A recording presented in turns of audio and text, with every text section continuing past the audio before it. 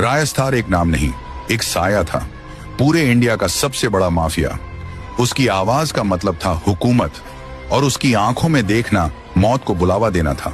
वो जो कहता वही कानून बन जाता। रेस्टार जब अपनी गाड़ी में निकलता तो ऐसा लगता जैसे कोई तूफान शहर को चीरता निकल गया हो। इंडिया में तो उसके दुश्मन पहले से थे, अब वो दूसरे मुल्कों में भी नफरत की लिस्ट में सबसे ऊपर था। और वहीं से उठ खड़ा हुआ उसका सबसे बड़ा दुश्मन, ब्लैक 444, एक ऐसा शख्स जो सिर्फ खून में यकीन करता था, और अब उसने फैसला कर लिया था रास्टार शम को खत्म करने का। ब्लैक 444 अपनी फौज तैयार कर रहा था। देश विदेश के बड़े बड़े डॉन उसकी गैंग में शामिल हो रहे थे, लेकिन रास्टार नर को हर हरकत की खबर थी। वो कोई आम माफिया नहीं था, वो तो आग से खेलता था। उसने अपने सबसे खास आदमी से कहा, जाओ बारूद ले आओ, बंदूकें भर लो, जंग अब दूर नहीं, इस बार जो लड़ेगा वो या तो जिंदा रहेगा या फिर लेजेंड बन के मरेगा।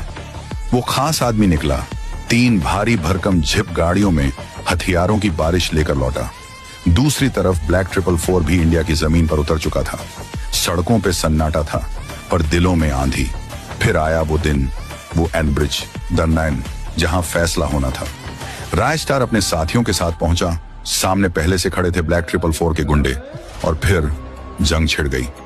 गोलियों की बौछार, बारूद का तूफान, हर तरफ धुआं था, चीखें, आग, और सिर्फ एक नाम, रेस्टार।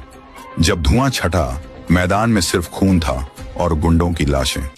रेस्टार आगे बढ़ा, लेकिन तभी सामने खड़ा था ब्लैक 444 अपनी पूरी फौज के साथ। रेस्टार ने आंखें तरेरी, लेकिन तभी फिर से धुआं छा गया, और जब वो धुआं हटा तो रेस्टार की आंखों के सामने एक ऐसा मंजर था जिसने उसके सीने को छलनी कर दिया।